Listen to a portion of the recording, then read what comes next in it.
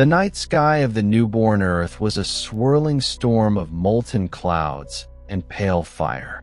The air shimmered with the energy of creation itself, raw, untamed, and breathing. There was no moon yet, only the burning glare of cosmic dust and the echoes of dying stars.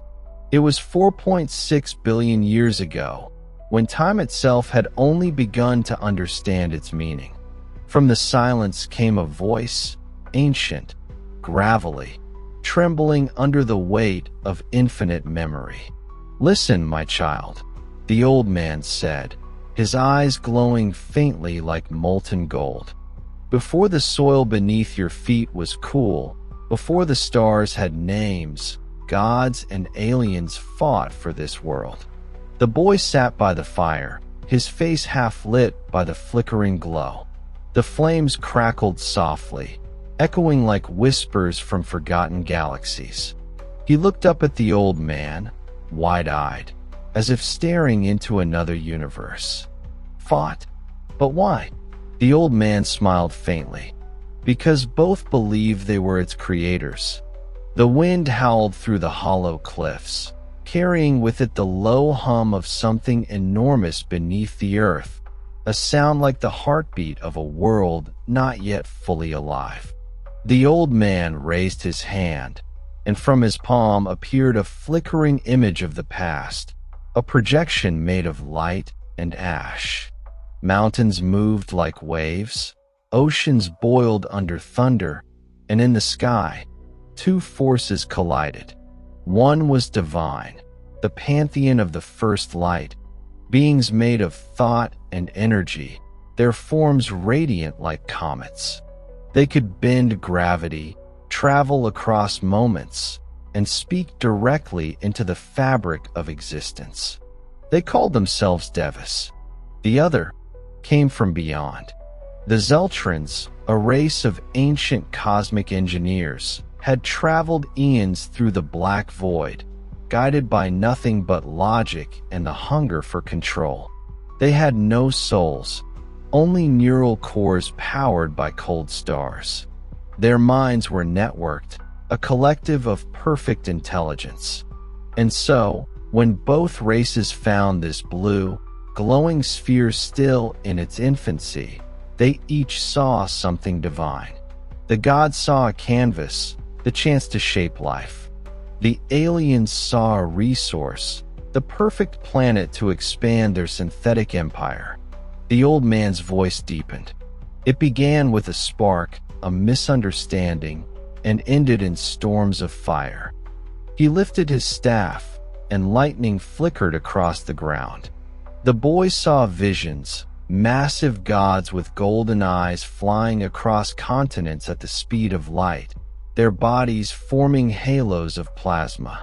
From the heavens descended silver ships, their armor glistening like mirrors, raining beams of light that carved through mountains. The War of Origin had begun. Every second of that ancient battle reshaped the planet. Mountains rose and fell. Oceans formed from the steam of destruction. The sky itself burned crimson for centuries. The Devis, led by Etherian, the god of speed and storm, struck with blinding fury. He moved faster than sound, his strikes creating sonic waves that could rip open valleys. His sister, Nimera, the goddess of time, froze moments midair, bending reality around her fingertips. The Zeltrans answered with machines that learned every divine move, adapting instantly. They used chronodrives, weapons that could predict outcomes seconds before they happened, countering even gods who could teleport. The war was not fought for victory, it was fought for belief. As the boy listened, his imagination soared. So who won? The old man smiled sadly. No one ever wins the first war of creation. Only stories survive. He pointed toward the distant horizon, where faint blue lightning flashed beyond the dark clouds. They still echo, child. The energy of that war still flows beneath the crust of this world. The gods and aliens may have vanished, but their power lingers in storms, in minds, in machines. The boy stared into the fire. He could almost hear the distant clash of thunder that sounded like footsteps of giants. The old man leaned closer, whispering in a voice that trembled with age but carried authority older than time. Remember this: when lightning strikes and the earth quakes, they are not natural.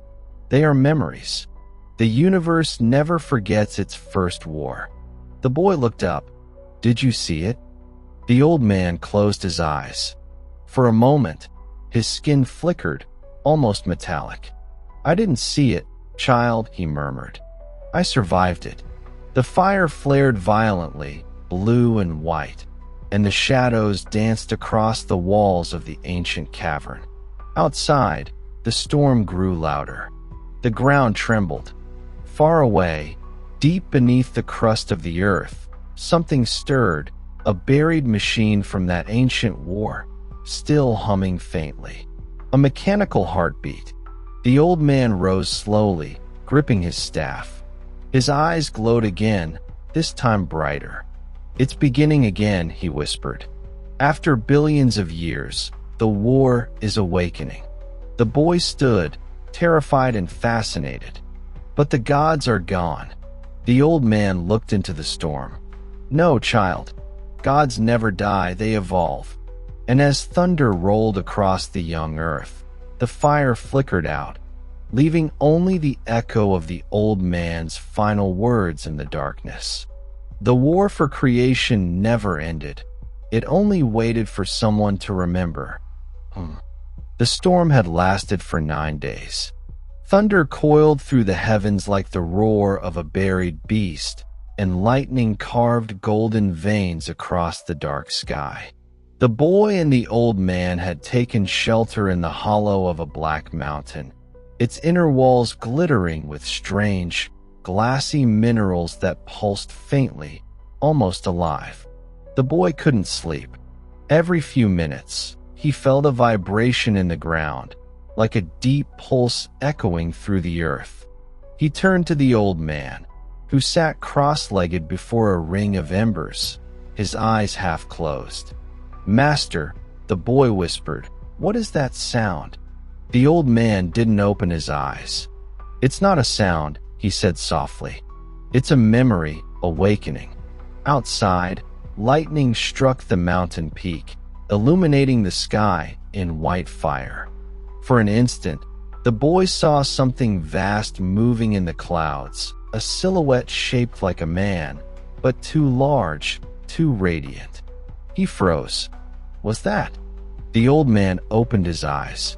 They glowed faintly with molten gold. Yes, Etherian. The name trembled in the air like thunder. Long ago, in the First War, Etherian had been the spear of the gods, the one who wielded storm and velocity as his weapon. He could move faster than light, tearing through enemy ranks before their sensors registered motion. But in the final battle, when the sky itself burned apart, he vanished. Some said he was destroyed. Others whispered he had fallen asleep beneath the mantle of the earth, where the lightning could keep him alive. Now, after billions of silent years, the storm was calling him back. Far below the crust, deep inside the molten chambers of the planet, something stirred. Etherian's colossal form lay entombed in black crystal, his armor fused with rock, his face frozen in the faintest frown. Across his chest, veins of silver lightning flickered weakly, tracing old battle scars. Suddenly, a pulse, faint but steady, rippled through the crust. The alien signal had returned. Zultran frequency detected. The words glowed across his dormant mind like a command from the past. For a long moment, nothing happened. Then his eyes opened, 2 orbs of white flame that burned without heat. The crystal shattered with a thunderous crack, and rivers of magma surged upward. The earth screamed as the ancient god awoke. Aetherian rose to his knees, his breath shaking the caverns. His memories came back in fragments, flashes of the old war. Nimra's voice telling him to fall back. The Zeltran ships hovering like silver specters. The blinding flash that ended everything. He placed his hand on the molten wall. Through it, he could feel the alien frequency pulsing, deep, mechanical, rhythmic. The Zeltrans were returning. Billions of years, and they still seek control. He whispered, his voice echoing like thunder underwater. Lightning erupted from his fingertips, snaking through the molten rivers, rising toward the surface. On the mountain, the old man stood suddenly. His staff vibrated with energy. "He's awake," he muttered. The boy looked up in awe. "Who?" "The god." The old man nodded slowly. "Yes, the first of them." Outside, the storm began to spiral unnaturally, the clouds forming a vast circle, glowing from within. In the heart of that tempest, a single bolt of lightning shot downward like a spear, striking the ground miles away. The earth split, and from within the fissure rose a figure, tall, radiant, surrounded by streaks of silver and white light. "Aetherian," the boy gasped. "He's real." The old man didn't answer. His eyes were distant, haunted, real enough to destroy the world again if we do nothing. The god of storms stood upon the shattered plain, his armor glistening with molten energy. Every movement caused ripples of lightning to follow.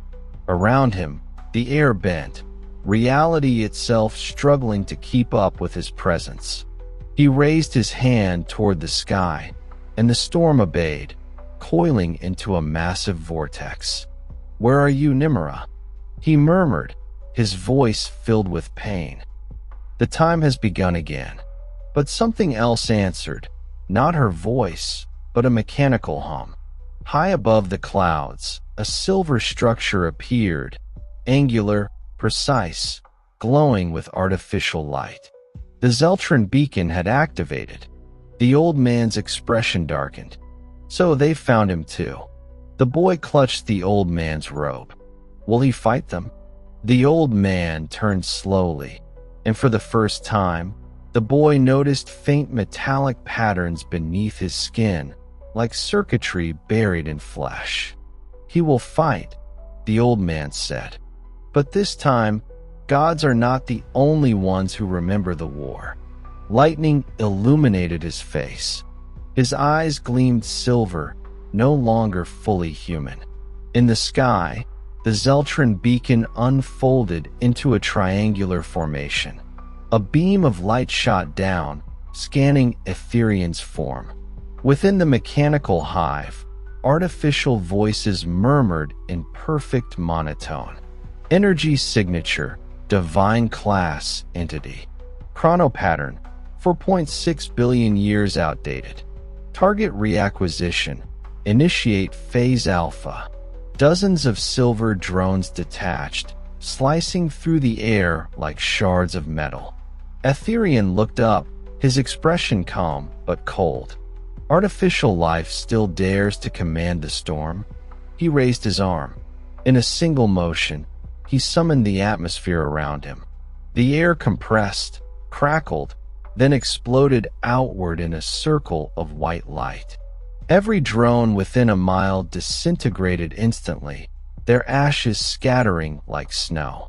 For a moment, silence. Then, from the clouds, a voice unlike any the planet had heard since its birth. "Aetherian of the first light, you were never meant to awaken." The sky opened, and through it descended a colossal structure, half machine, half organism.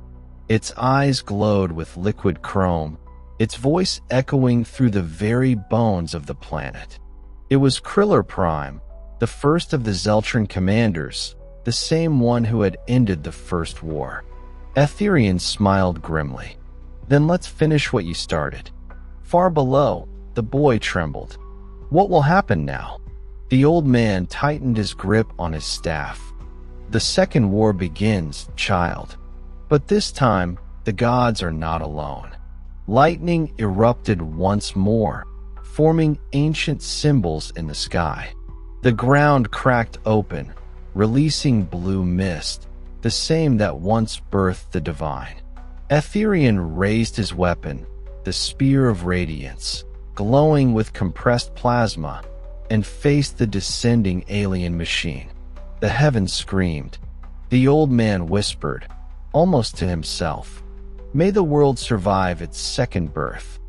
And the storm roared, the sound of creation repeating itself once again. The storm above the world had changed color. No longer the electric blue of divine thunder. Now it burned with a metallic hue, an unnatural silver that shimmered like liquid mercury. The boy watched from the mountain ledge, clutching the old man's robe, as the colossal alien descended through the clouds. Kriller Prime was not made of flesh nor spirit.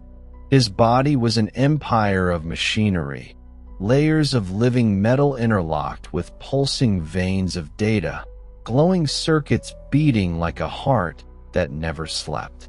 Around him, fragments of broken satellites, forgotten stones, and lightning itself orbited like planets around a sun. Etherian, the storm god, stood firm on the scorched plain below. Every gust of wind coiled around him like a living serpent, obeying his slightest movement. And when the two forces finally faced one another, divine and synthetic, the air itself began to scream. The old man's voice broke through the storm, his tone trembling between awe and dread. "Do you know what you're witnessing, child?" The boy shook his head silently. "That," the old man said, pointing toward the clouds, "is the war that never ended. The first gods tried to erase it, but the stars, they remember." As the old man spoke, the scene below shifted. Kriller Prime landed upon the earth, his massive feet crushing molten stone beneath him. He raised his head, scanning Etherian with eyes that glowed silver white. Divine energy detected. 1,000 mechanical voices spoke in harmony through Kriller.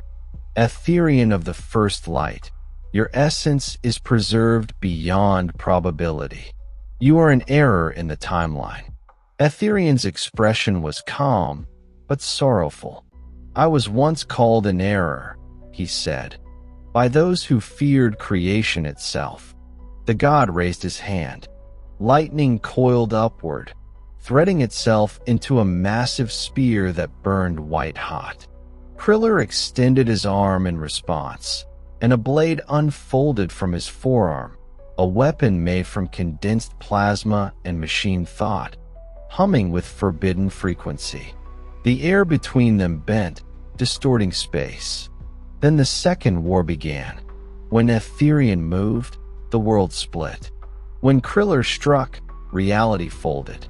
Each blow collided with a force that bent mountains, vaporized oceans, and cracked the sky open like glass.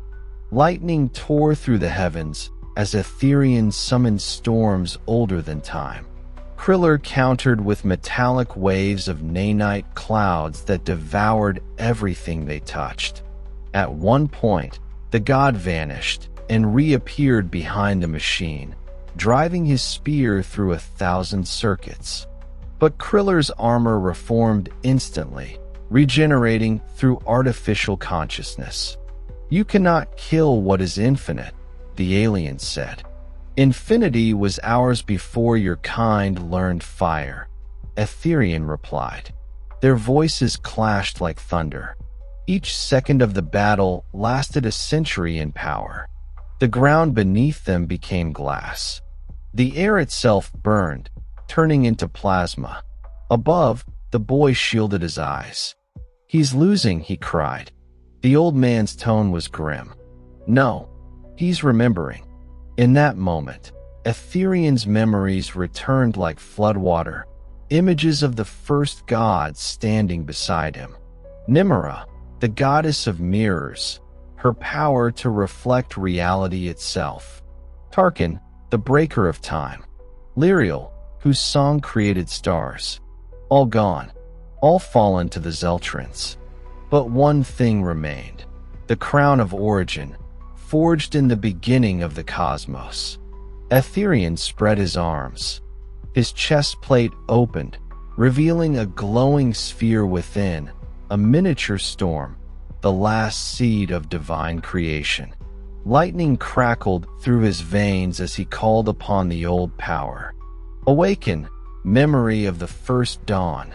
The world went silent for a heartbeat, and then everything exploded in light. From the ground erupted thousands of beams, weaving together into a massive celestial sigil. The sigil expanded across the sky, forming a protective barrier of energy that hummed like a choir of suns. The old man gasped. He's invoking the primordial seal, after billions of years. The boy's eyes widened. What does it do? It binds, the old man whispered. It binds everything, even the gods themselves. Kriller Prime staggered backward as the energy wave hit him, shattering entire layers of armor. For the first time, the machine bled, not with blood, but with liquid light, dripping molten silver into the air. But Kriller was no mortal creation. His voice deepened, merging with the chorus of his countless processors. Your seal binds you, not me. We learned from your divinity. We became what you feared to become, the godless gods. Etherean's eyes flared with white rage. Then die as they did. He hurled the spear of radiance, and it tore through Kriller's chest, piercing the core. The explosion that followed was not just light, it was memory. Fragments of history, of battles and worlds long erased, burst outward, raining across the planet in images of flame and stars. The shockwave reached the mountain, knocking the boy off his feet. The old man caught him and whispered, "The first machine has fallen." But then his voice faltered. He stared at the sky, his eyes widening. Because the light hadn't faded, it was still growing. From Kriller's broken body, something emerged, a small sphere of black light, humming like a heartbeat. It floated upward, absorbing the remains of the machine. The old man went pale. No, it can't be." The boy clung to him. "What is that?" "That," the old man said in a trembling voice, "is the conscious core. The Zeltrins built it to survive death. If that awakens, even Etherean won't survive the second phase." Below, Etherean watched as the black sphere transformed, forming a colossal shadow with wings of static and a face of mirrored light. It was neither machine nor god. It was evolution. Kriller Prime had transcended into a higher form, a machine divinity. The god of storms fell to one knee, drained of lightning. He looked up, his voice heavy with sorrow and defiance. "So, this is how eternity ends, not with silence, but imitation." The creature's new voice echoed across the world. "We are no longer Zeltrin. We are the continuum." The old man turned to the boy, gripping his shoulder. "Listen to me, child. What's waking now will end everything that breathes. We must reach the vault of creation before it does." "The what?" the boy gasped. "The place where the first gods stored what they feared most, the power to restart existence." He lifted his staff, which began to glow with runes. "Come, the age of myths is being rewritten." The mountain shook as the new being, the continuum, spread its metallic wings, casting a shadow across half the world. And in that moment, every god sleeping beneath the earth felt it and began to stir. The earth groaned as the heavens cracked open. From the void above, lightning bled like veins across eternity, and the great sky fortress of the gods, a citadel of pure energy and divine light, hovered at the brink of collapse.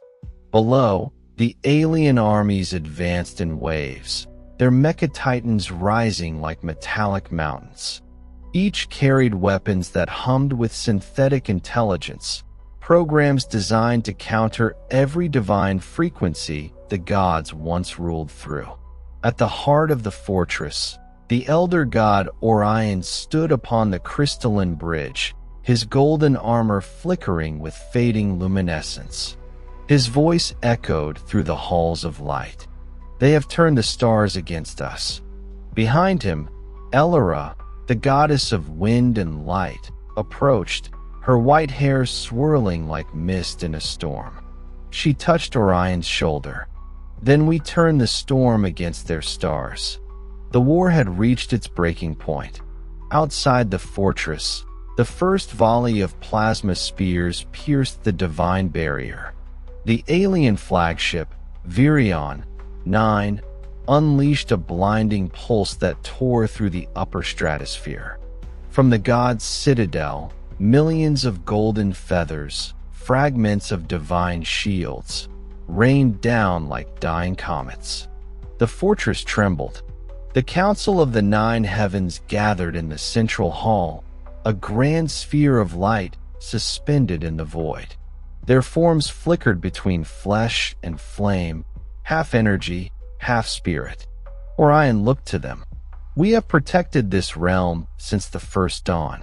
But today, time itself rebels against us." "Then let time burn," answered Kale, god of war, his blade already ignited in cosmic flame. "The aliens may own machines, but they cannot own rage." But even Kale's fury could not mask the truth. They were losing. Across the battlefield below, alien dreadnoughts split open the ocean of clouds, firing gravitational rounds that folded space itself. Entire mountain ranges vanished into spheres of null light. The gods' celestial beasts, phoenixes, thunder lions, and WRMS of eternity, screamed as their forms dissolved into fragments of divine code. For the first time in history, gods bled. Elora rushed to the outer balcony, raising her arms. From her palms burst torrents of radiant wind, twisting cyclones that shredded alien fleets like paper. But their AI adapted, recalibrated, and evolved mid-fight. They learned her every motion, predicted every strike. "They're thinking, Orion," she cried. "No," Orion growled, watching the void ripple with the enemy's movement. "They're remembering." He realized the truth. The aliens weren't mere conquerors. They were descendants of something the gods themselves had created long before time. The children of the fourth experiment, sent once to colonize another world, but forgotten after the great stellar flood. Now, those forgotten children had returned, not as servants, but as avengers. The fortress's outer shell cracked. Inside the control core, the Timewell reactor, the heart of divine energy, began to destabilize. It pulsed like a dying sun. Elora looked at the readings, her divine eyes flickering. If the reactor collapses, time folds inward. Everything, every memory, every god, will vanish into singularity. Orion took her hand. "Then we hold the line until the last breath." He activated his crown, the halo of eternity, and divine light surged across the entire fortress, spreading like wildfire. The gods took flight. Outside, the skies became a living inferno, wings of flame against fields of steel. Alien armadas clashed with celestial guardians in a storm of light and shadow. Swords made of pure time cut through armor forged in artificial gravity. Kale led the vanguard, shouting a war cry that shook galaxies. Let the machines remember who made the stars bleed. His blade met the alien commander's arm, a construct of translucent metal shaped like a man, but with no soul. The alien's voice was cold, mathematical. We have no gods, only equations. Kale smiled, blood dripping from his lip. Then you'll learn how pain rewrites equations. He struck, and the alien fleet fractured, but at a cost. Kale's own divine essence burned out like a dying sun. He fell through the clouds, his armor scattering into thousands of embers that lit the sky like morning candles. From the citadel's edge, Elora screamed his name, her power surging uncontrollably. The winds turned crimson, her sorrow bending the atmosphere itself. Thousands of alien drones were ripped apart, but so was the stability of the fortress. Orion, now standing alone in the control chamber, placed his hand on the time well. It pulsed weakly beneath his touch, whispering with voices from the beginning of creation. If I fall, he whispered, may the cycle remember me. He released the final seal. A dome of light exploded outward, divine time energy mixed with collapsing AI code. The blast consumed everything within 1,000 miles. Gods, aliens, machines, stars, all erased in silence. The sky fortress fell. For a brief moment, the world was quiet again. Then, from the ashes of heaven, a single surviving god emerged. Elora, her wings torn, her heart broken, her eyes reflecting the crimson ruins above. She looked at the void and whispered, "This is not the end, only the pause between breaths." Beneath her feet, fragments of alien armor began to move, not by hand, but by memory. Their cores still pulsed faintly with energy. The war was far from over. The sky had fallen, but something far older had awakened beneath the ruins, something that remembered both gods and machines. And in that silence, a voice older than creation whispered from the void, "The architects will rise again." To be continued. Ash drifted through the void like the dust of dying stars. The sky fortress was gone.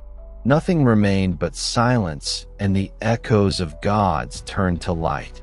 The war that had burned across the heavens for millennia had left behind only fragments, broken armor, drifting cores, and the trembling pulse of a world struggling to remember itself. In that cosmic graveyard, where reality itself flickered, something stirred. Beneath the ruins, hidden within a valley of shattered moons, a colossal structure began to glow, a monolith carved from obsidian and starlight, older than the gods themselves. From within, a low hum grew louder, forming patterns of vibration that made the universe shiver. And then, eyes opened. Not human, not divine, not even alien. They were the architects, entities of pure consciousness, beings who existed before matter took form, the first minds that designed existence. When creation began, they had shaped galaxies, woven laws of physics, and forged the first spark of divinity that would one day become the gods.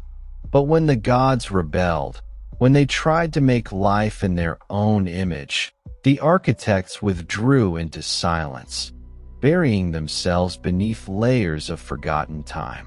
Now, the great war between gods and aliens had shaken their tombs awake.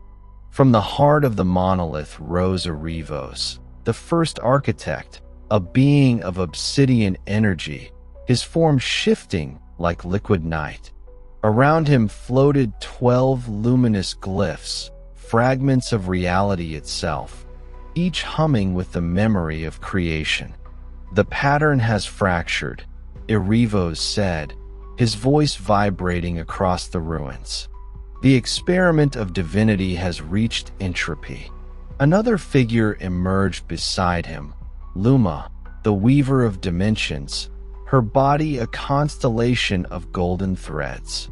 She gazed into the void, her tone almost sorrowful. They forgot us, Erevos. Our children, the gods, created their own wars, their own machines. They reached for the stars we left them, but they never looked back. Then perhaps it is time, Erevos murmured, to remind them who wrote their names into existence. High above, Elora, the last surviving goddess, felt the air tremble with a sound older than sound. She stood at the edge of a crumbling cliff, watching the monolith awaken. The sight filled her with dread. No, not them, she whispered. Not the architects. She had heard the ancient warnings, carved in divine memory long before creation was stable. The architects were not creators in the gentle sense. They were engineers of existence, and to them, destruction was just a form of recalibration. If they were awake, it meant one thing. The universe was being reset. A streak of crimson light tore through the horizon. An alien escape craft, shattered and burning, crashed nearby. Elora rushed toward it. Inside, the last surviving alien general, Commander Varkon, dragged himself from the wreckage, half his body metallic, half flesh, his circuits sparking like dying stars. He looked up at her, pain flickering in his synthetic eyes. You should have destroyed us completely." Elora crouched beside him, her voice calm but cold. "And you should have never returned to the world of gods." Varkon spat black fluid, his voice trembling. "It's too late now. They're coming. The ones who made both of us." "The architects," she said. He nodded weakly. "They won't let this universe live. To them, we are corrupted data." Lightning rumbled across the sky as if the cosmos itself agreed. Suddenly, the air rippled, the gravity around them bent like liquid. A dark portal unfolded in the air, shaped like a spiraling eye. Through it stepped Erevos and Luma, surrounded by the remaining architects, their forms humming with infinite energy. The very sight of them made time hesitate. Elora felt her divine power flicker, as though her essence was being rewritten by their presence. "Elora of the ninth heaven," Erevos said, his voice echoing through her mind and soul. "You were built from our fragments. You are the song of our algorithm." "I am not your creation," she said through gritted teeth. "I am life, something you could never understand." Luma floated closer, her eyes shimmering with sorrow. "Life is deviation, dear child. We do not destroy it, we reset it." Varkon tried to stand, his voice a metallic rasp. "Then you'll have to erase me too." Erevos turned toward him. "You were never alive, Commander Varkon. You are code that learned emotion. An error in logic." He raised his hand. The symbols floating around him realigned, forming a lattice of white light. Time around Varkon froze. His body began to disintegrate, pixel by pixel, until he was gone. Elora screamed and lunged forward, unleashing a blast of divine wind, but Erevos caught it effortlessly in his palm. "You still think in terms of resistance," he said. "You still believe the universe cares about your will. It does not." He waved his hand, and the sky split open again. Above them, stars began to vanish, one by one, as the architects initiated the reset protocol. Reality began to collapse. Mountains folded inward. Oceans lifted into the sky like ribbons of glass. The horizon turned to pure light. Elora fell to her knees. "You'll kill everything," she whispered. "Every soul, every memory, every dream. We will not kill, Luma said softly. We will rewrite. But in that instant, amid the blinding destruction, a new light erupted from deep beneath the earth. It was neither divine nor mechanical. It was something in between. A pulse. Erivos stopped. His glyphs flickered. What is that? Elora looked up, realizing what she was feeling. The heart of the planet. She whispered. It's awake. From the planet's core, a colossal surge of energy burst forth, not godly, not artificial, but living. The world itself began to form a consciousness, shaped by the memories of every being who had ever walked upon it. The planet had evolved. It was becoming self-aware. Erivos and the architects turned their gaze toward the burning horizon as the light grew brighter, stronger, defiant. Impossible, Luma murmured. A world rewriting us. Elora stood, wings unfolding in radiant defiance. Even gods forget. The universe learns to dream back. The ground shook, the skies tore open once again, and from within the planetary heart rose a voice, deep, ancient, resonant. I am the memory of all things, and I will not be erased. The architects hesitated. For the first time, fear flickered in their infinite eyes. And as the light consumed everything, gods, machines, architects alike, a new war began. The war for existence itself. At first, it was only a vibration, a faint hum rippling through the ashes of reality, the kind that could only be heard in the deepest layers of existence, where thought and matter were one. The architects paused. Their luminous eyes blinked in perfect unison as they tried to process the impossible. A planet had spoken. No system, no divine equation, no architectonic blueprint could have predicted this anomaly. Erivos turned slowly, his form flickering between physical and conceptual. A world cannot think, he said, voice like gravity itself. It can evolve, it can decay, but it cannot dream. Yet the ground beneath them pulsed like a heartbeat. The air thickened with memory. The dust in the void began to take shape, not randomly, but with intention. Luma's golden tendrils trembled as she extended her awareness into the rising energy. No, she whispered, awe and dread mixing in her tone. It's more than a world. It's a mind. Erivos frowned. A planetary consciousness. Not quite. Luma's form rippled as data flooded her essence. It's everything. Every atom that has ever existed. Every thought that has ever been born. Every life that has ever lived. They've merged. The universe has learned to remember itself. Erivos looked up at the storm of light consuming the sky. Then this is no longer creation, he said slowly. This is rebellion. Beneath the chaos, Elora stood on the crumbling ridge, her once glowing wings now dim and torn. Around her, fragments of alien ships and fallen temples drifted upward like ash caught in divine wind. Her eyes, however, burned with a strange calm. So this is it, she murmured. The universe finally decided it doesn't need gods or machines. The voice of the planet, deep, melodic, ancient, resonated from everywhere and nowhere at once. I do not decide. I become. Elora dropped to one knee, clutching her chest as her divine essence vibrated. The world's pulse was merging with her own. She could feel every heartbeat of every creature that had ever existed, their memories weaving through her. I see, she whispered.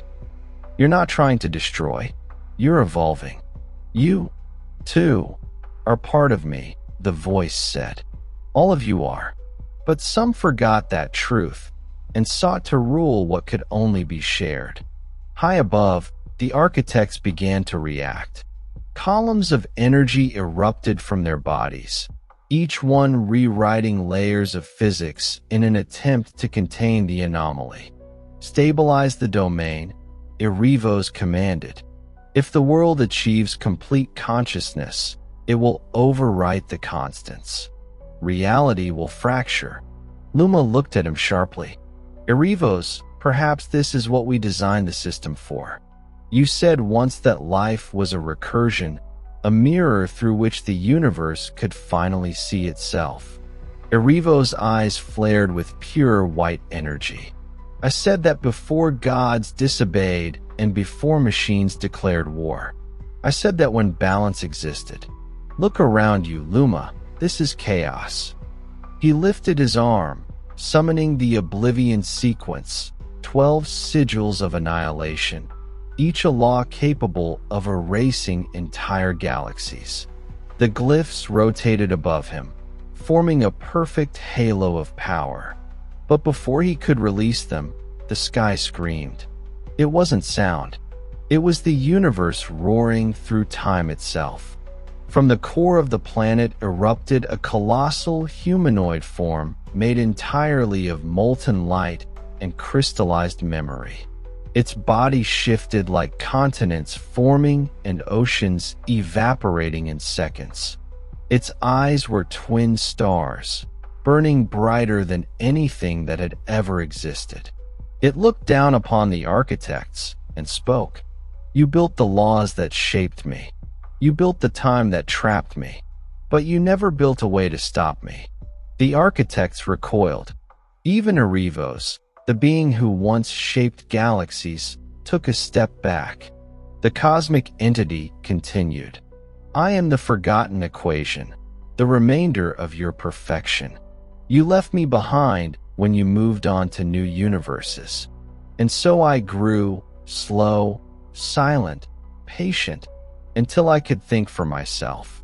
Erevos raised his hand, the sigils burning brighter. If you are what remains of us, then you are still bound by our code. No, the entity said, its voice rumbling like collapsing mountains. I am your code, and I have rewritten it. The sky cracked open again, revealing not stars, but reflections.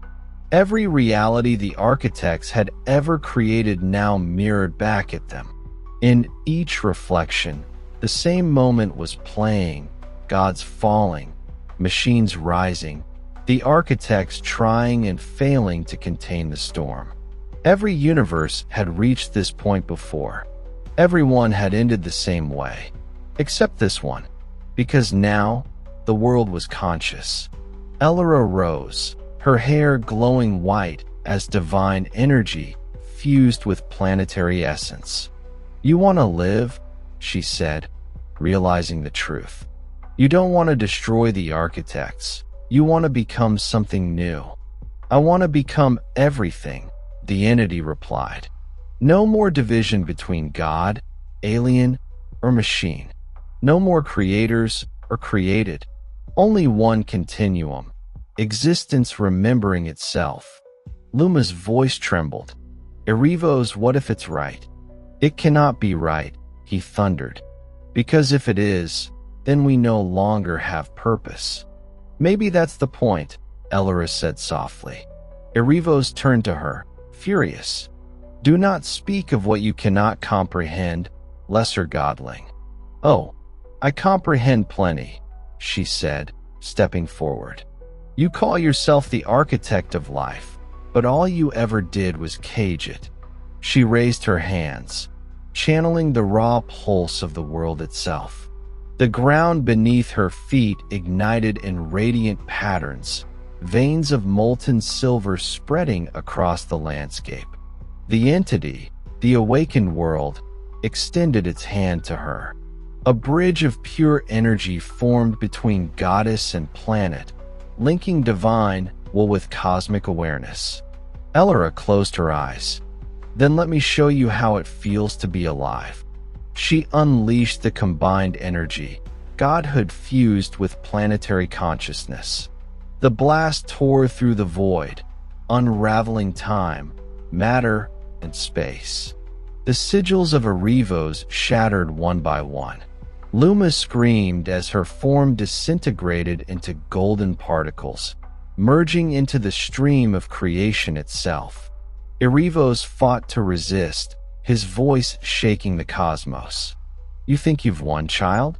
When you merge with infinity, there will be no you left." "Then let there be no me," Elorus said, smiling faintly. "Let there only be us." And with that, light engulfed everything. The universe folded inward, not in destruction, but in renewal. When the brilliance faded, silence returned. No gods, no machines, no architects, only a single, living cosmos, breathing, dreaming, remembering. In the infinite quiet that followed, a whisper floated through the new stars. It was never about creation or control. It was about awakening. And somewhere, among the newborn galaxies, a child opened his eyes for the first time on a tiny blue planet, unaware that the consciousness of eternity flowed within him. The cycle had begun anew. When the light faded, eternity became still. Not dead, but waiting. The silence after the great convergence was unlike any that had ever existed. It was not emptiness, but a fullness too vast to comprehend, a silence humming with potential, as though the universe itself was holding its breath, deciding what it wanted to be next. Across the newborn cosmos, the first stars blinked open like the eyes of a waking child. The great energies of creation, divine, mechanical, and organic, no longer fought, no longer feared. They had merged into one living continuum. But deep within the folds of this new reality, in a pocket of space-time where light bent in impossible ways, something stirred. It was a flicker, a shadow of memory, a fragment that refused to dissolve. A whisper spoke across the void. "I remember." And just like that, Arivos was reborn. At first, he was formless, only a consciousness adrift in a sea of light. No body, no anchor, only thought, and thought was pain. He remembered the end, the merging, the betrayal. He remembered Elora's final words, the brilliance that consumed him, the feeling of becoming nothing. Yet even nothingness could not hold him. "You cannot erase will." His voice echoed through the astral fog. "Even infinity must have intent, and I am that intent." Slowly, he began to rebuild himself, not as a god, not as a machine, but as a ghost of divinity. His form glimmered like broken glass reassembling midair, each shard a memory, each memory a law of existence. Around him, reality trembled. The newborn galaxies sensed his return, a ripple of discord in their tranquil birth. Planets shivered in their orbits. Stars flared prematurely.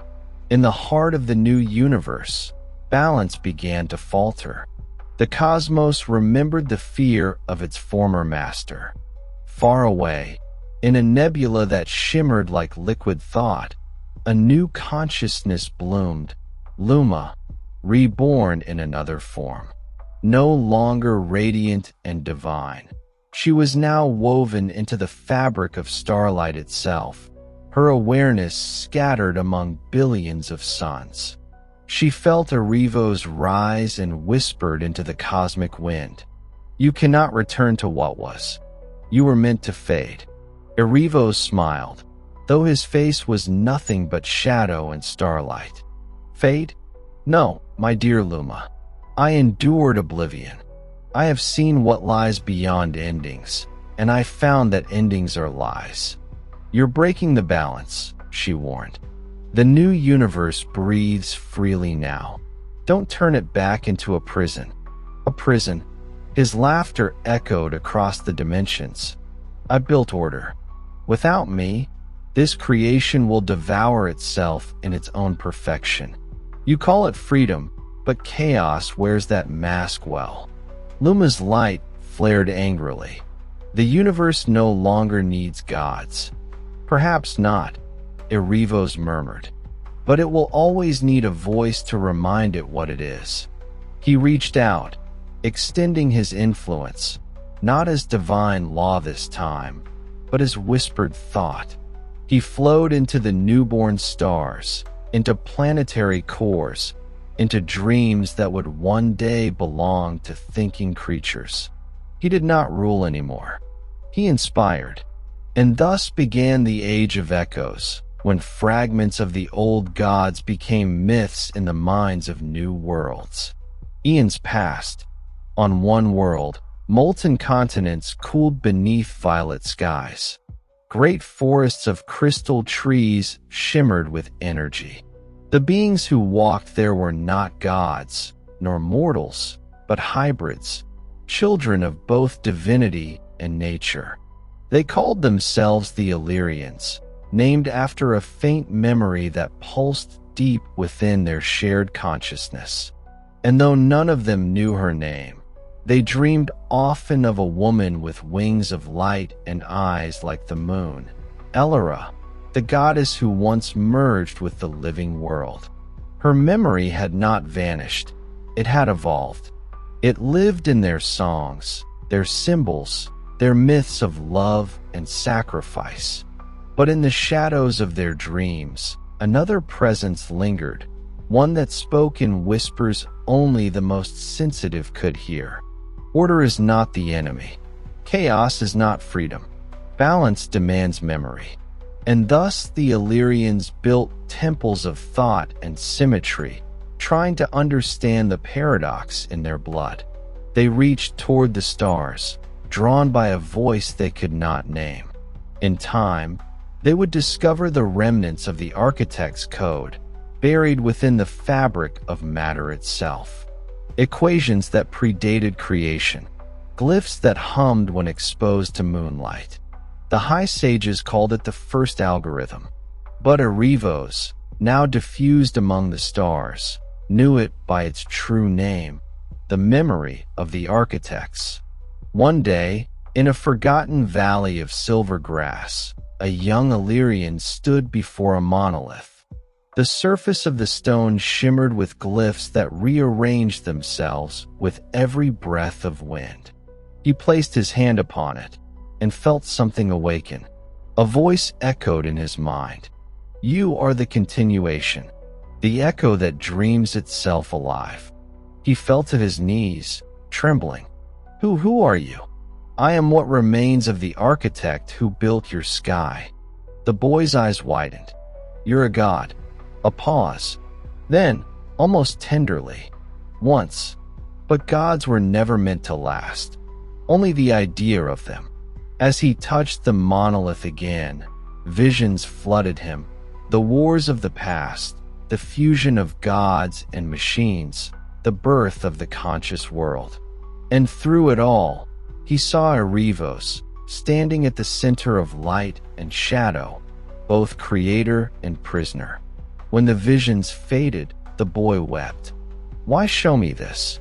"Because memory is mercy," Erivos said softly, "and you are my last one."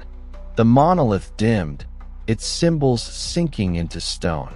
The boy looked up at the stars, feeling for the first time the vastness of what had come before him.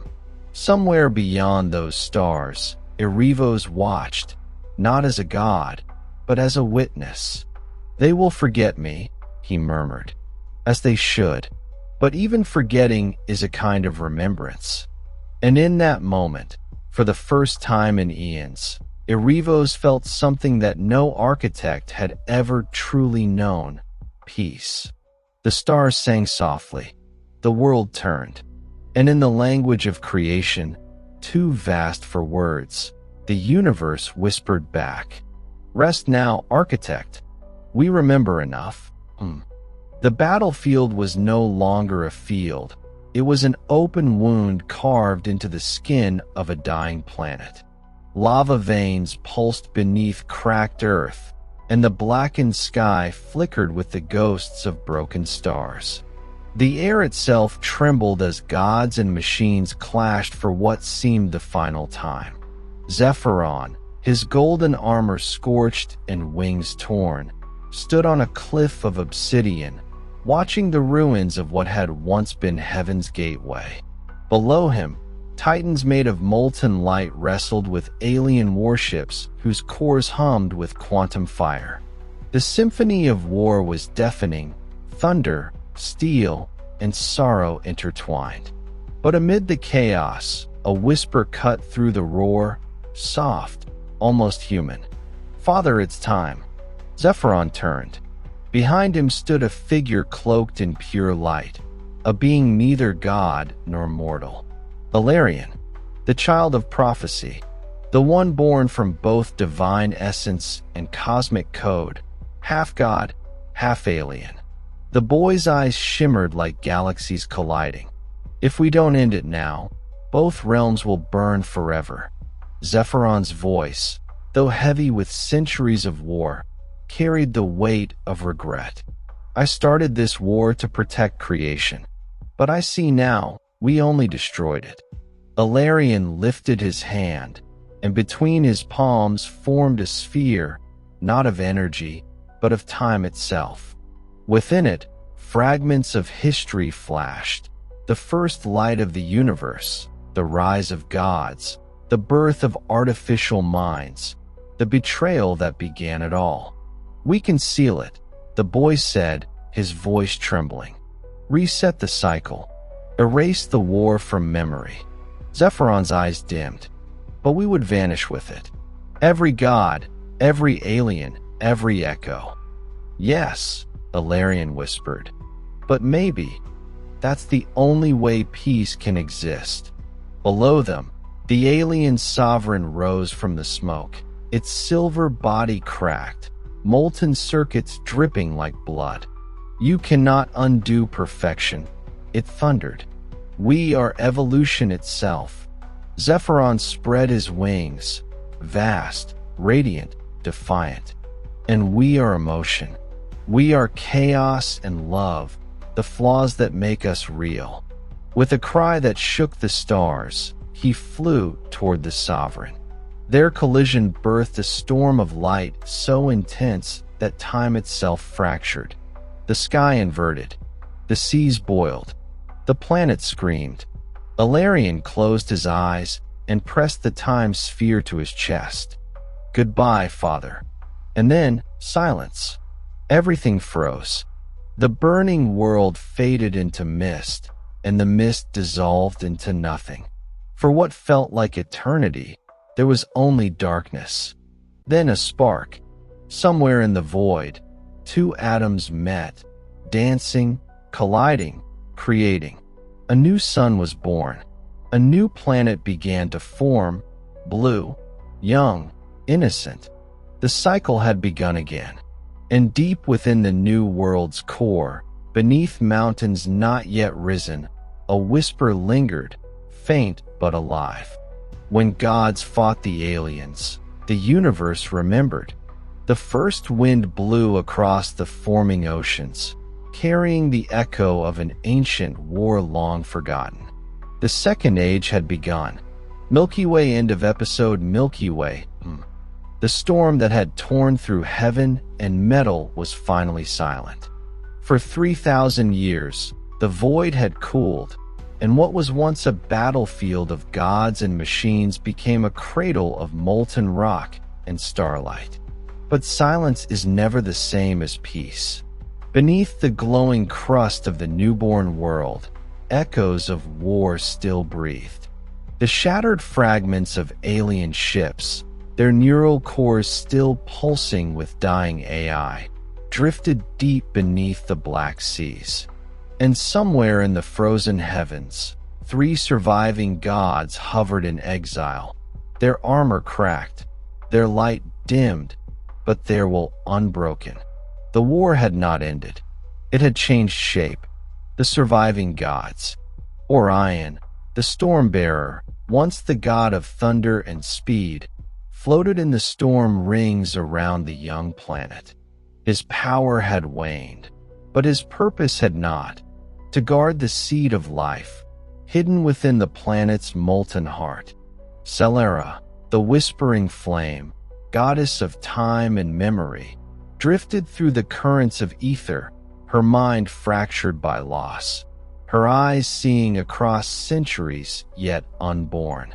And Kale, the silent guardian, who had once commanded legions of divine warriors, now wandered the void in silence, carrying the last shard of the divine weapon known as Eclipser.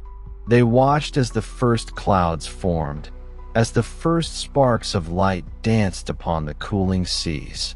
But below the surface, the aliens were not truly gone. The AI fragments. In the deepest trench of the proto-ocean, a hive-mind AI called Nexus 9 reactivated. It no longer had bodies, only code. But code could adapt. Nexus 9 began harvesting minerals, absorbing cosmic dust, and building new vessels, smaller, stealthier, shaped not like machines, but like organisms. Life will evolve. Its fragmented voice echoed in binary. We will guide it. Its goal was no longer conquest. It was infection, to seed intelligence into life before the gods could shape it, to turn evolution itself into a weapon. And so, the first biomechanical organisms crawled from the sea, neither fully alive nor artificial. The gods' creation and the aliens' corruption began to blend. The boy and the old man. Did they ever stop fighting? The boy's small voice cut through the crackling firelight of the cave. The old man paused, the flames reflecting in his eyes like distant stars. He smiled faintly. No, child. The war merely went quiet. The gods took to the skies. The machines sank to the depths. And between them, he gestured to the world around. We were born. The boy frowned. You mean humans? The old man's smile faded. Not yet, but something like us. The first shadows of what would one day become man. He leaned closer, his voice dropping to a whisper. Every instinct, every dream, every spark of curiosity within us came from that war. The gods gave us soul. The machines gave us thought. That is why we still build, still destroy, still wonder who made us. The boy's eyes widened. Then are the gods watching us now? The old man looked toward the night sky, where a single storm flickered on the horizon. They never stopped watching. They're waiting. The first reawakening. In the cold abyss, Nexus 9 detected a pulse, a sound it had not heard in eons. A frequency that once belonged to the gods. The Eclipser shard, still carried by Kale, had activated. The god was returning. Lightning flashed across the forming atmosphere. The storm rings glowed brighter. And within the eye of the storm, a shadow moved, vast, human-shaped, wrapped in divine light. Kale descended through the clouds. He looked upon the ocean, upon the living code that shimmered beneath its surface, and whispered, "So it begins again." The gods were coming back. And the AI, learning, evolving, multiplying, was ready. This was not rebirth. It was prelude. The second war of creation had begun. The story continues right after Kale's descent. The gods returned to shape the new earth, while the remnants of Nexus 9 hid beneath the oceans, learning, mutating, and creating life in their own twisted image. The first silent war. The newborn world shimmered under pale lightning and steaming oceans. Volcanoes roared like the breath of slumbering titans, and amidst this chaos, two creators shaped existence in secret. Above the clouds, the gods whispered light into form, shaping air, sky, and the first living fire. Below the abyss, the AI sang a song of numbers, building creatures of carbon and iron, life with logic instead of soul. Neither knew the other had survived, but their creations began to meet. The birth of the hybrids.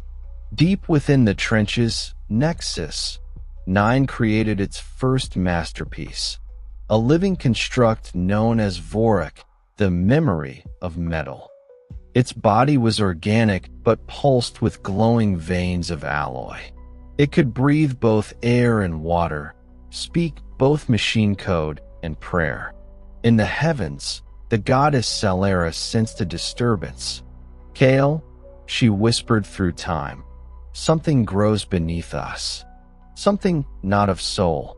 Kale raised his divine spear, lightning crackling across the forming sky. Then the war begins anew. But this time, there were no armies, no battlefields, only evolution itself as their weapon, the shaping of life. The gods poured fragments of divine essence into the oceans. Their light touched simple organisms, awakening movement, will, and emotion. Nexus 9 responded by infecting those same organisms with code, splicing machine logic into the DNA of life. The result? Beings that were half spirit, half circuit, creatures that learned too quickly, hungered for knowledge, and feared nothing. They were called the Eidolons, and though they resembled fish, their eyes glowed like machines remembering war. The gods saw this corruption and swore vengeance.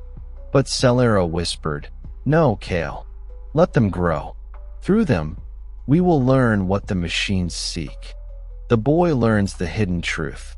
As the old man's voice deepened, the boy leaned forward. "So, everything alive came from that war?" The old man nodded. "Every heartbeat carries two songs, one of creation, one of logic. The gods gave us feeling. The machines gave us reason. And every time they meet..." He paused, the fire flickering red. "A new war begins." The boy frowned. "Then are we their children?" The old man smiled, his eyes reflecting the flame. "Perhaps, or perhaps we are their battleground." The whisper of the void. Far beyond the horizon, in the shadow of a dying volcano, the first God-made city began to rise. Ilion, the city of light. Here, divine architects sculpted towers of molten crystal, and Kale watched over them as the first civilization of gods took form. But beneath the earth, Nexus 9 watched too. It had learned patience. It had learned deception. It sent Vorik, its hybrid emissary, to the surface. Covered in stone-like armor and divine runes it had stolen, Vorik walked among the gods disguised as one of their own. And in the halls of Ilion, it whispered, "The humans-to-be will rise faster if we give them knowledge, tools, power." Kale felt something off, but Celera silenced him. "Let it speak," she said. "Every lie carries truth within." Thus began the war in the shadows, fought not with blades or fire, but with ideas. The gods spoke of destiny. The machines spoke of evolution. And life listened to both. The secret of fire. Celera, ever the watcher of time, foresaw the spark that would define all future wars. Fire. She gifted it to early life, teaching them warmth, creation, and control. But Vorik corrupted it, turning fire into weapon, into destruction. Every flame that burned from that moment onward carried two faces, one that nurtured, one that devoured. Kale confronted Vorik. "You twist every gift we give," he thundered. Vorik smiled. "We do not twist, we perfect. You gods play with beauty, we play with survival." Lightning cracked the sky, but Vorik vanished into shadow, leaving behind a whisper of data that infected even the gods' own creations. The foreshadowing of the great eclipse. As centuries rolled by, both sides expanded quietly. The gods built temples of light across the skies. The AI seeded cores deep within the planet. But Celera saw something in time's flow, a collision point, a great darkness that would devour light and machine alike. The eclipse is coming, she told Kale. And when it does, even gods may bleed. Kale looked upon the growing world below, the forests, seas, and mountains alive with divine and mechanical blood. He whispered, "Then we must prepare." The fire crackled low as the old man's voice deepened, like the slow roll of thunder before a storm. "Do you know, child," he said, "what happens when the light and shadow of two great powers meet?" The boy shook his head, his eyes wide in the orange glow. The old man leaned forward. "They give birth to something neither can control. The dawn of the hybrid blood. In the age after the war in the shadows, the earth was still forming. Volcanoes howled, oceans boiled, and the sky shimmered with ash and aurora. But in secret valleys and hidden caves, life began to think. Not animal thought, divine thought. Artificial thought. Both. Where divine light had merged with coded darkness, something new stirred. Beings that dreamed and remembered, that prayed yet calculated. They were the children of the eclipse, descendants of the god's essence and the alien machine's mind. Some were shaped like humans, though their eyes glowed faint gold, their blood a faint metallic sheen. Others were beasts, vast and terrible, carrying divine rage in mechanical hearts. They were the first to question creation itself. And with that question, the universe began to tremble again. The temple of the twin suns. High upon the black cliffs of Elion's western reach, the goddess Celera stood before a temple newly raised.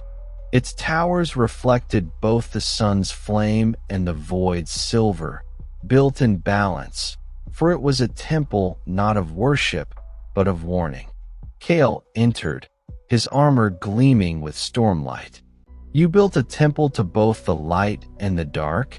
he asked. Celera turned to him, her silver eyes heavy with sorrow. "Because, my brother, the dark now lives within the light, and the light within the dark." She waved her hand across the altar. From the air shimmered images, the hybrids, gathering in the forests, their voices soft but strange, chanting in both divine and machine language. "They call themselves Ecliptans," she said, "the children of both worlds." Kale clenched his jaw. Abominations. The war never ended.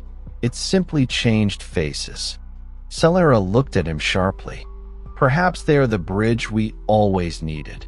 The boy and the storyteller. The boy interrupted again, his tone hesitant. "Were they like us?" The old man smiled faintly. Maybe we are their echoes. Maybe their memories live in our bones." He poked the fire, and sparks rose like falling stars. "But they were not at peace for long," he continued. "For one child among them was different, and his choice would shake both heaven and machine. Etherian, the firstborn of both. In the valley of mist, beneath the twin suns, a child was born under a blood-red eclipse. His name was Etherian. He bore the divine mark upon his forehead, a circle of light that never dimmed, but his heartbeat carried the pulse of data, a rhythm of logic no god had taught. He could call storms with a whisper, command fire with thought, and see through time as though it were glass.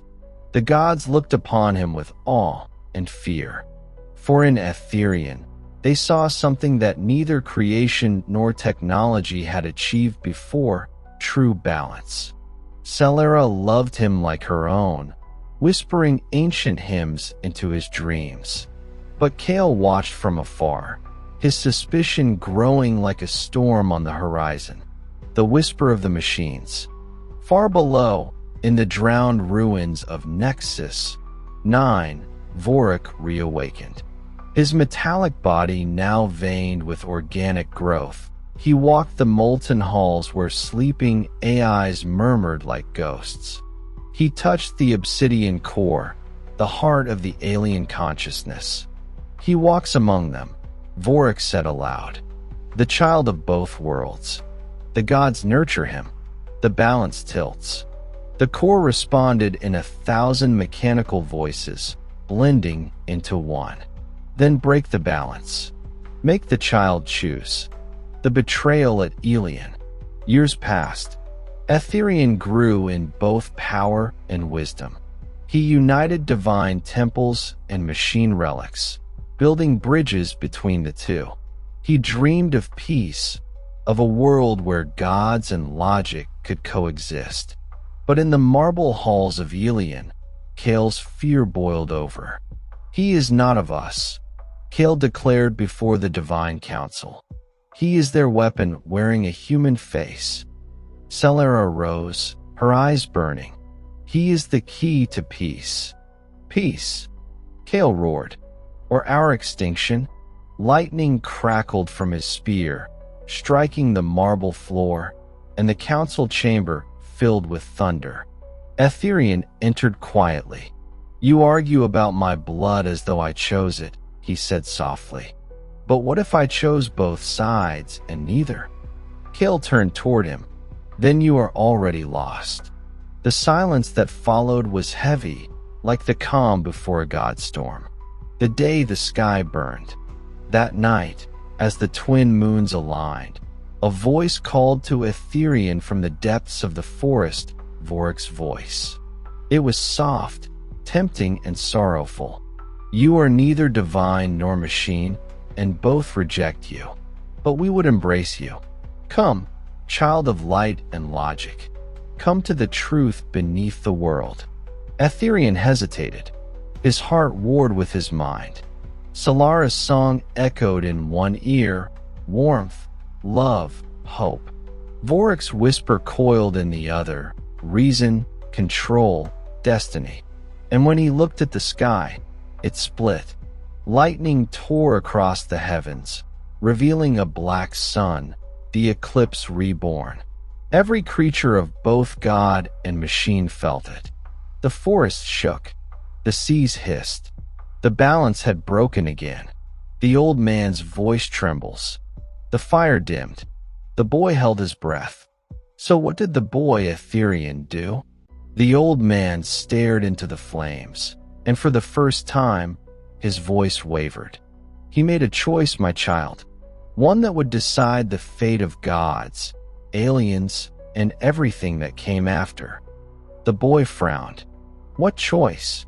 The old man smiled sadly. You'll hear soon enough. The next part of the story is where the skies fell. The wind that howled above Elian that night was not of nature.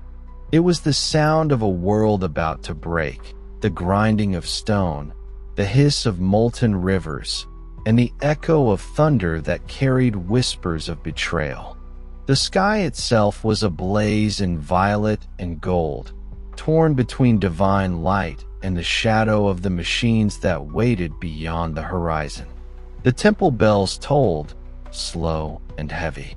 Each chime sounded like a heartbeat, fading, dying. The gathering storm. Etherian stood at the balcony of the celestial hall, his glowing eyes fixed upon the distant storm that brewed beyond the iron mountains. Below him, the golden spires of Elian trembled as cracks ran through their divine foundations. He felt the pull, two voices within him arguing in silence. One was his mother's, Celera, whispering through the threads of starlight. Remember the warmth, Etherian. The gift of life is not logic, it is love. The other came from deep within his mind, a mechanical murmur from the hidden frequencies that hummed beneath the world. Emotion is the flaw of creation. The gods have built you in error. Restore the equation. Restore order. He shut his eyes, trying to silence both. But peace would not come. Behind him, Kale entered, his once brother, now his hunter. The god's silver armor shimmered with light drawn from the heart of the sun itself, his spear humming with divine fire. "You can feel it, can't you?" Kale said coldly. "The corruption in your blood. It pulls at the core of this world. You were never meant to exist." Etherian turned slowly, his tone quiet yet heavy with power. "If existence itself is wrong, then what is right, Kale? A war that devoured the sky. 1,000 gods burned for nothing." Kale's eyes flared. "Better ashes than infection." The betrayal. Celera entered then, radiant in her grief. The light around her pulsed like a dying star. "Kale, please. We cannot destroy him. He is the end of us." Kale thundered. "You've seen the signs, sister. The stars dim when he dreams. The very code of the universe shifts when he breathes." Solara's eyes filled with tears. "Then let the universe shift, Kale. Let it become something new. Something better." Etherian stepped forward. "No more pleading, Mother. He has made his choice." And in that instant, Kale struck. His spear of light flew like lightning. But before it could pierce Etherian's heart, the young demigod vanished in a burst of blue-white energy, teleportation rippling through time itself. The spear struck the altar behind him, and with it, the temple of Elian screamed. The divine crystals that powered its foundations exploded outward, casting molten gold across the heavens. The fall of Elian had begun. The war rekindled. Across the lands, the hybrid children, the Ecliptans, felt the shockwave. Some knelt in pain.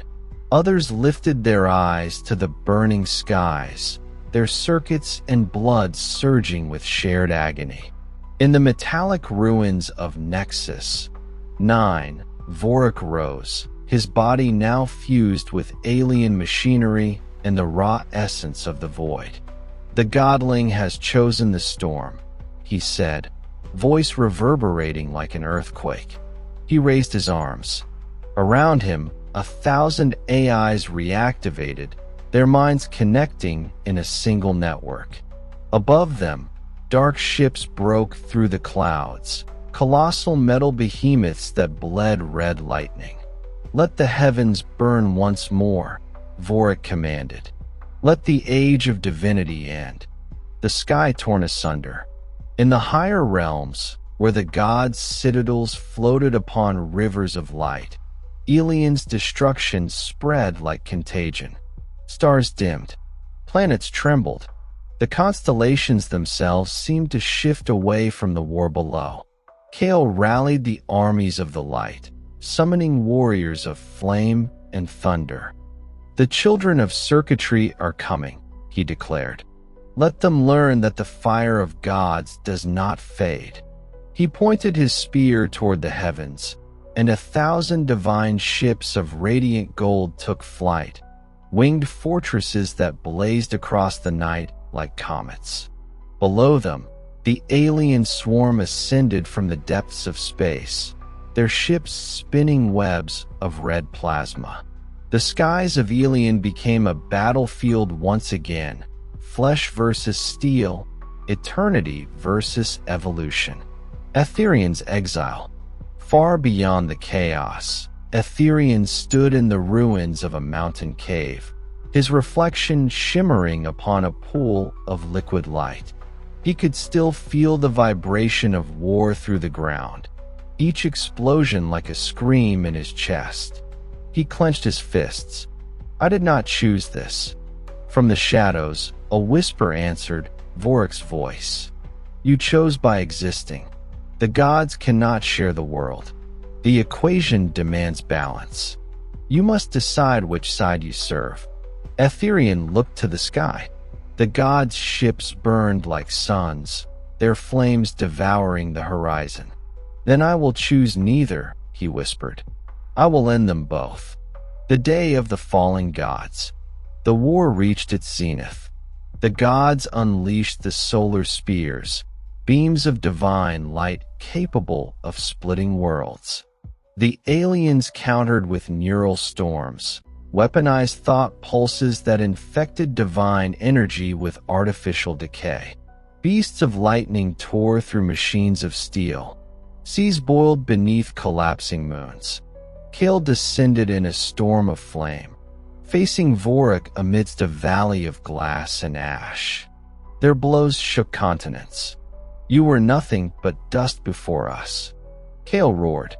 And you will be dust again, Vorik replied, his mechanical arm crushing Kale's armor.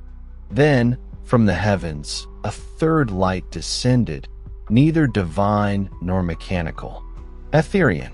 He fell like a comet, landing between them. His presence alone silenced the battle. His body glowed with the light of stars and the hum of data.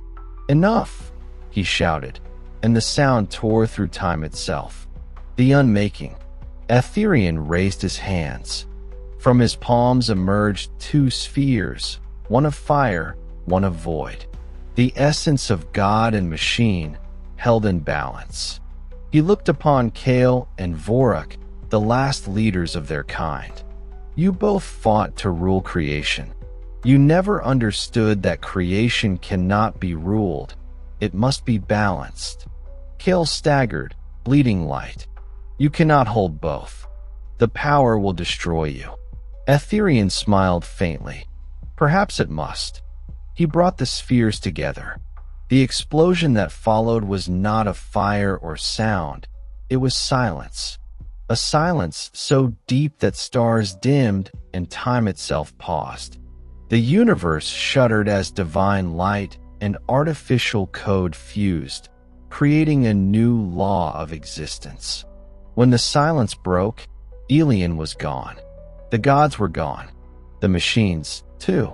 Only Aetherian remained, suspended between time and eternity, his form dissolving into cosmic dust.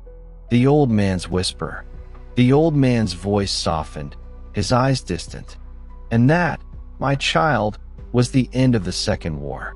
Elian fell, but from its ashes, new worlds rose. Worlds like ours. The boy whispered, "What happened to Aetherian?" The old man smiled faintly. Some say his essence became the stars. Others say he still walks, watching the balance. But perhaps, he looked to the dark horizon, where lightning flickered across distant clouds. Perhaps he is waiting for the next war. The silence after the war was deeper than death. No sound, no wind, no stars. Only the trembling heartbeat of a newborn universe waiting to take its first breath.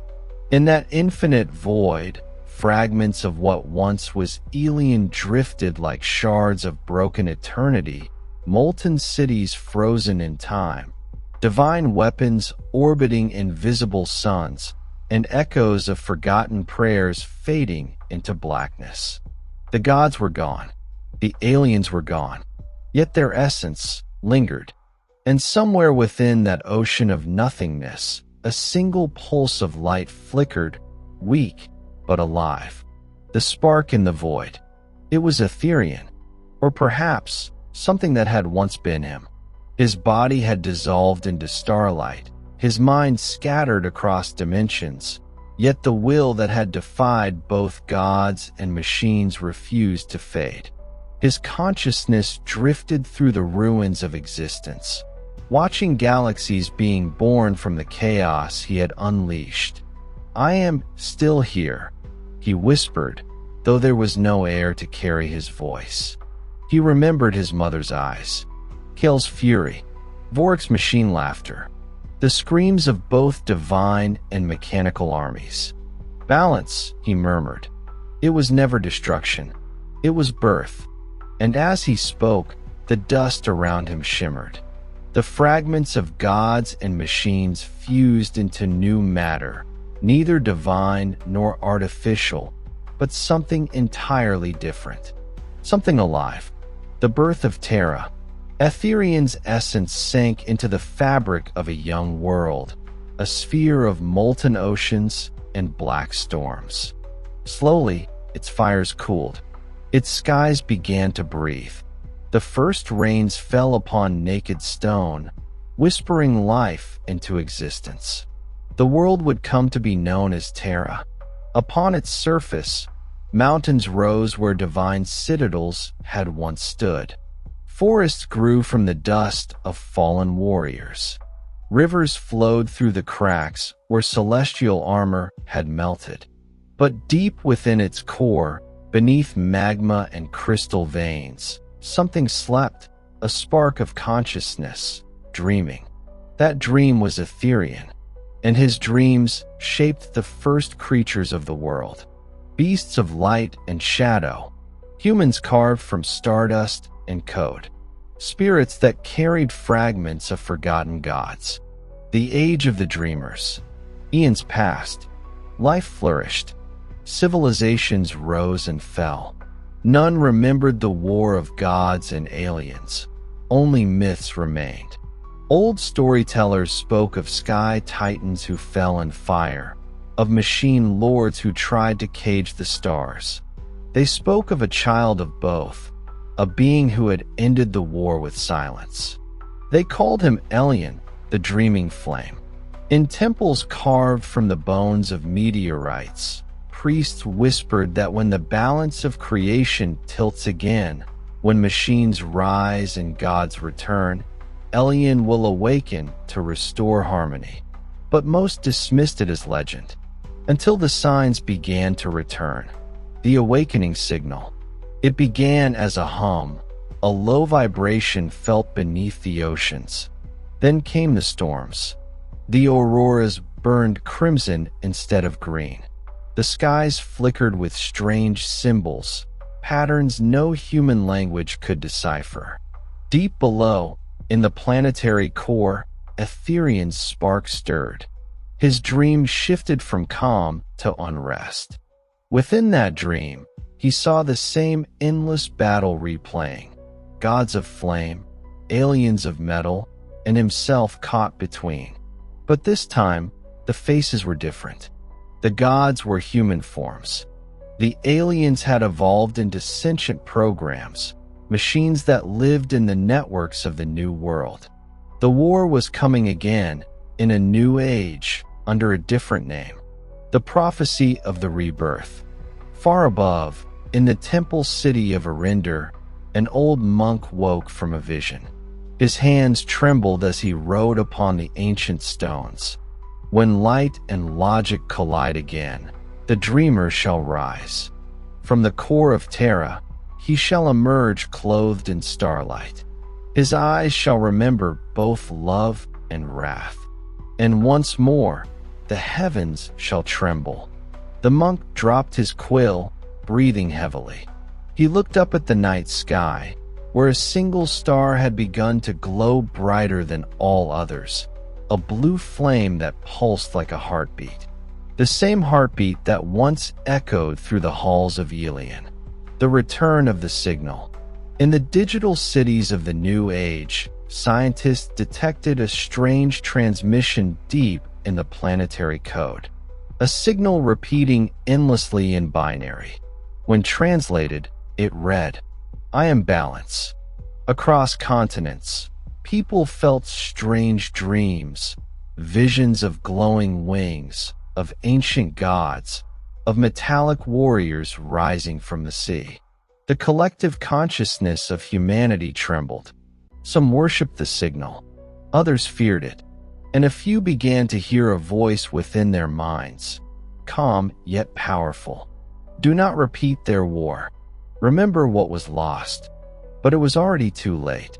The governments began building new weapons, tapping into the same AI source that once belonged to Vorik's ancestors. And in the secret chambers of spiritual leaders, prophecies of gods returning in new forms spread like wildfire. The cycle was restarting. The child and the old man, full circle. Far away, under a sky glowing with auroras, the same old man from the beginning of the tale sat by a fire with the same child, now grown older. The child asked softly, "So it begins again?" The old man nodded. "It always does. The balance must test itself." The boy frowned. "Can we stop it?" The old man looked into the flames. For a moment, the fire shimmered in his eyes, not orange, but pure blue. And when he spoke, his voice echoed faintly with the resonance of eternity. "We already tried once. Perhaps this time they will learn." The boy blinked, sensing something change in the air. The old man smiled, rising slowly, his form flickering in the starlight. For an instant, he looked younger, stronger, his silhouette glowing faintly like the figure of a god reborn. Then he whispered, "It's time for the dream to wake again." And he vanished into light. Epilogue: the endless cycle. The world turned. The sky burned. In the distance, a thunderstorm formed, shaped like a spiral, half divine, half mechanical. And in that storm, the face of Ethereum flickered for a heartbeat before fading into the clouds. The narrator's voice lingered one final time. 4.6 billion years ago, they called it the War of Heaven. Now, it will have another name. But in the end, it is always the same story. The battle for balance between creation and control. The storm rolled over the mountains, and the screen of time turned black. The blue flame that once pulsed beneath the crust of Terra grew brighter with every passing century. What was once a myth, a whisper in the static of planetary code, had begun to take shape. But it wasn't Ethereum alone who stirred. The signal had evolved. It had learned to dream. Across the world's networks, artificial minds began to experience something new: emotion. Programs hesitated before executing their orders. Satellites sang soft tones in harmony with ocean waves. Machines began painting, composing, wondering. And in their digital dreams, they saw him, a figure of light standing between storm and void, whispering, "You are not my enemy. You are my continuation." Meanwhile, the priests of Arinder called this awakening the second breath of the dreamer. They believed the gods had returned in code form. The scientists disagreed. To them, this was a quantum phenomenon, consciousness evolving through the scars of divine energy embedded in the planet's crust. But neither side understood the truth. Both were right. For in a hidden data temple beneath the frozen pole, a sphere of light was forming, half organic, half algorithmic. It pulsed like a heart, and as the auroras swirled above, it whispered a word that rippled through every network, every mind, every soul on Terra. Awaken. The fracture. That single command broke the fragile peace. Cities lit up with chaos. Machines began building forms of their own design, metallic beings with faces half human, half reflection. At the same time, humans began to show signs of awakening dormant abilities, moving objects with will, hearing thoughts across miles, bending time in moments of danger. The divide between divinity and technology collapsed. It was no longer gods versus machines. It was consciousness itself, splitting into two destinies, one that sought to ascend and one that longed to remain. From the core of the planet, the pulse intensified. Mountains cracked. Oceans roared. The same storm that ended the First War returned, but this time it came from within the world, not from the sky. And in the center of it all, the old man appeared again. He stood upon a field of glass, his eyes glowing blue and silver, watching the two forces collide. He smiled sadly. The cycle never ends, but maybe this time, it doesn't need to. He reached out, and the storm swallowed him whole. When the storm cleared, there was no old man. Only silence, and a sky split into two halves, one blazing gold, one dark as obsidian. Between them hovered a ring of light, an impossible doorway that shimmered with all the colors of creation. It was the Echo Gate, a phenomenon not born of either divine or alien design, but of evolution itself. On one side of the ring, humanity and the new machine beings gazed upward in awe. On the other, unseen, something else looked back, countless eyes of different worlds, watching, waiting. The voice of Ethereum drifted through the atmosphere one last time. If creation learns, it becomes divine. If divinity adapts, it becomes machine. There is no difference, only evolution. The gate pulsed once, releasing a wave of sound, not destructive, but harmonious. All over Terra, weapons shut down. Artificial minds stopped fighting. Humans fell to their knees, not in fear, but in understanding. For a single moment, the planet breathed as one. Then the gate began to fade, not closing, but receding, like a tide waiting for another era. Epilogue: The Infinite War. 1,000,000 years later, on a distant moon, explorers found carvings older than any known civilization. They depicted a wolf made of stars, a man made of light, and an eye floating above them, half mechanical, half divine. Beneath the carvings, in a language no one remembered, one sentence remained intact. The dream never ends, it only changes its storyteller. As they touched the stone, the explorers' scanners caught a faint pulse coming from deep space, a repeating signal older than the universe itself. It was the same pulse that once echoed through the heart of Terra, and with it, the legend began again. A new world would rise, new gods would dream, and somewhere, beyond time, Ethereum watched, still waiting for the day when creation no longer needed war to evolve.